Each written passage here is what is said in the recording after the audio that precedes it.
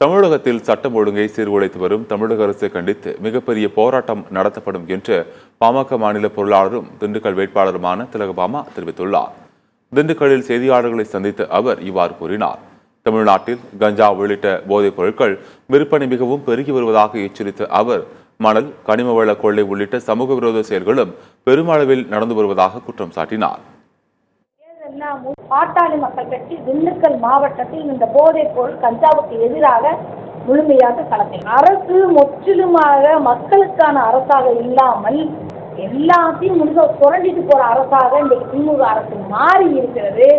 மக்கள் அதை புரிந்துதான் இந்த தேர்தலில் முழுமையாக வெறுப்பை காண்பிக்க 19ஆம் தேதி வெறுப்பை காண்பித்திருக்கிறார்கள். 4ஆம் தேதி உங்களுக்கு தெரிய வந்துடும்.